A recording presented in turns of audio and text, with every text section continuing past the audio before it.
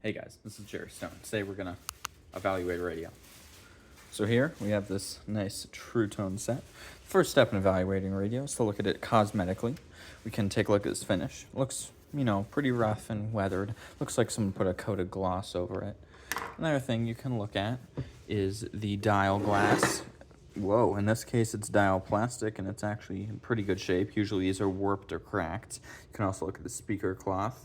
Certain reproduction grill cloths are expensive. This is not original. I don't know what the heck this is. Now everything's on the outside, so often, and I would highly recommend doing, is pulling the chassis out. So usually you have to take off the knobs in the front. Another thing is, of course, the knobs. These are all original and not cracked or broken, so that's good. And then there's usually some bolts on the bottom. It's usually either a 1/4-inch bit or flathead. And then here's your chassis.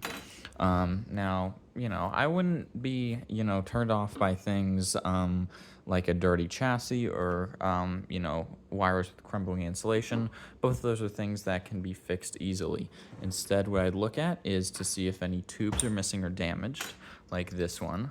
Luckily, this is a Type 80 rectifier tube and is very easy and cheap to replace. You can get these for under $10. Tubes like this Magic Eye tube, make a set more desirable, and these are getting really expensive. So watch out for this. So, see if all your tubes are there. Another thing you can do is try tuning the radio to make sure everything moves. This will tell you that the tuning cap is not jammed, and also the dial string assembly and the dial string are intact, because rethreading stuff sucks. Next, I would look for loose wires or poor work done on the radio. You can see they disconnected our original filter cans and put discrete components here, probably in the 40s or 50s, but this is nasty and may not be wired right. And these are just disconnected. And I do not believe those are the antenna wires. This is why you need to get your schematic and take a quick look to see if, these are just randomly disconnected wires or if they are the antenna and ground wires. I don't quite remember for this radio.